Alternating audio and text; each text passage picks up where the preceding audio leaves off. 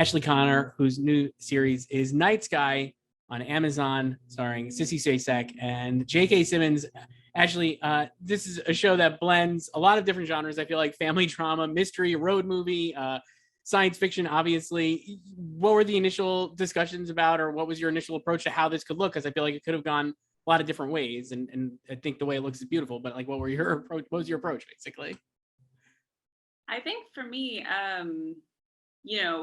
I'm not a heavy sci-fi person. I'm what I would call soft sci-fi.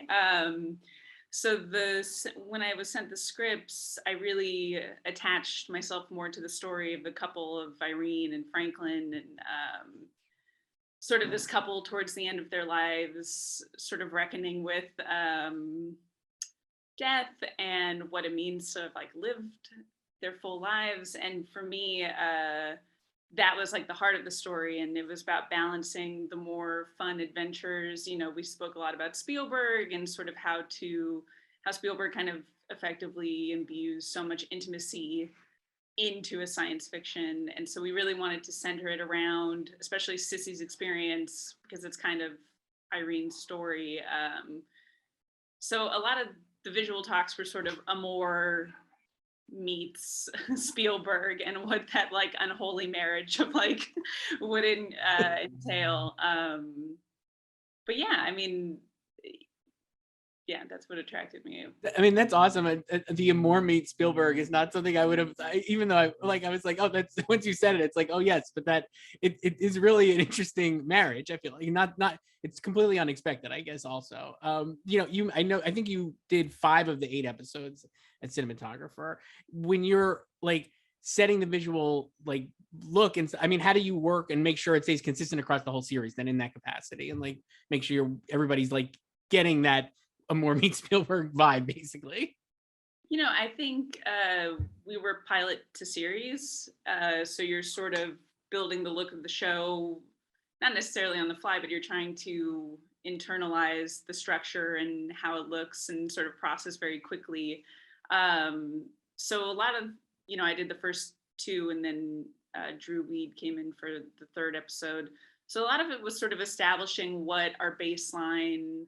We talked a lot about the celestial nature, our show brings you to space. So we really wanted the moon to have a strong presence. And so it was kind of a balancing act of how we made these more natural elements play and a role in the storytelling. The lighting of the set, the whole interior of the house is a set, beautifully built by production designer Scott Cuzio.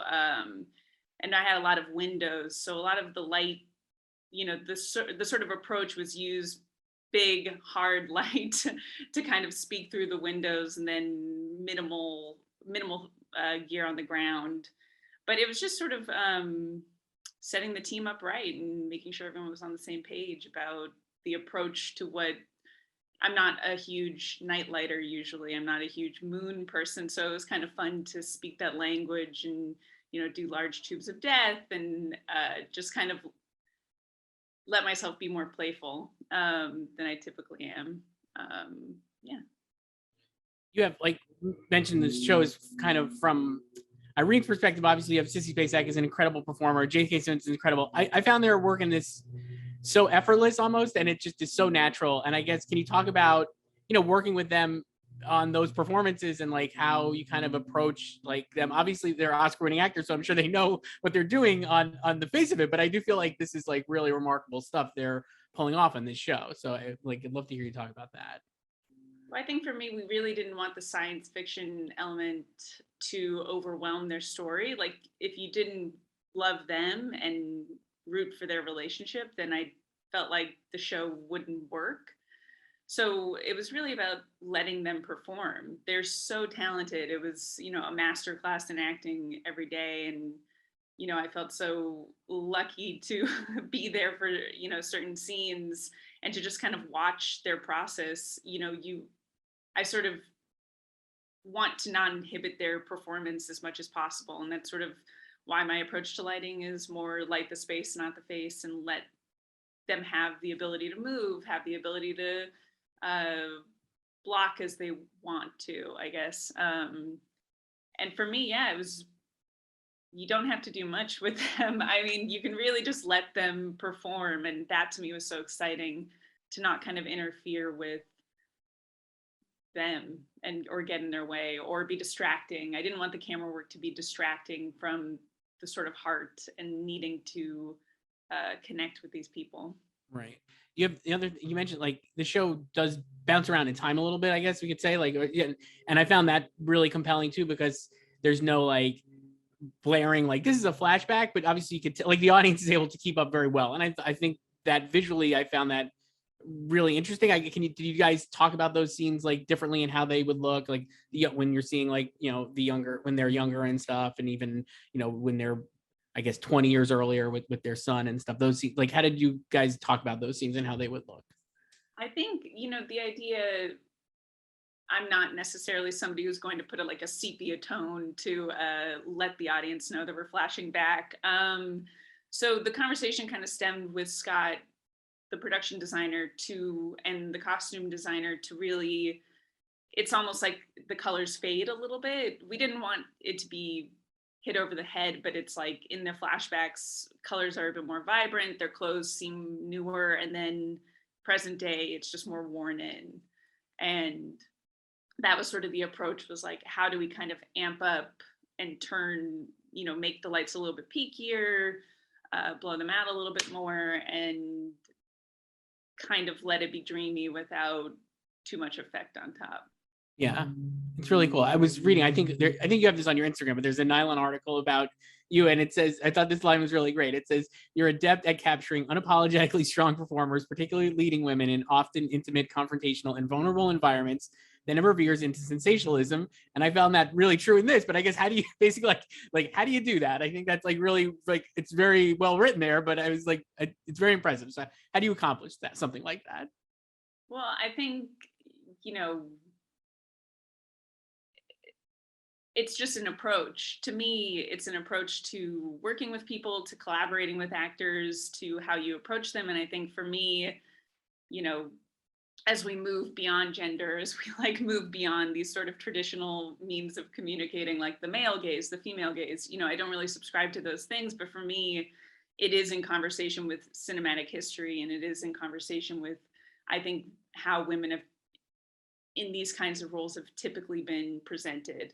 And something that's inherent to my process, inherent to my work, is sort of a renegotiation of those terms. So that's very abstract. How you do it, I just kind of do it. And it's sort of just a general approach to, I don't know, framing women. And that's something that's always been a focus of my work, is, telling stories that interest me in ways that hopefully round out how women have been visualized. And I think the character of Irene was somebody I really connected with. I think especially after 2020 and lockdown, and this sort of question about loneliness that we all have, and connection and human connection. And to me, I really wanted to explore what it means to be lonely in a relationship, what it means to be lonely in your life. And I think that that's something that we all felt very acutely, even being at home with loved ones. It's just, a very unique time to be making the show about loneliness. Yeah, it's a very very cool show, and I'm very compelling. I guess last thing before, like, what was like for you the biggest surprise, or that you were like something unexpected on this show that you were, or that you were like, oh, I didn't, like, even no matter how much prep you did, you could not anticipate, and then end up like paying off really well. I think without giving away anything, I'm not really a heavy VFX person, and traditionally have not done heavy VFX. And so that was a definite learning curve, but to kind of solve that and find ways of incorporating realistic elements into the visual effects, because I think traditionally sometimes we're taught what the cheapest route is as opposed to what visually looks the best. And so sort of finding a way through the visual effects to kind of push a sense of naturalism into them that didn't interfere with comps, but could help benefit so that it felt more integrated and not so VFX heavy. Yeah. Well, it's a great show. Night Sky, streaming on Amazon. Ashley Connor, thank you so much for doing this. Thank you. Appreciate it.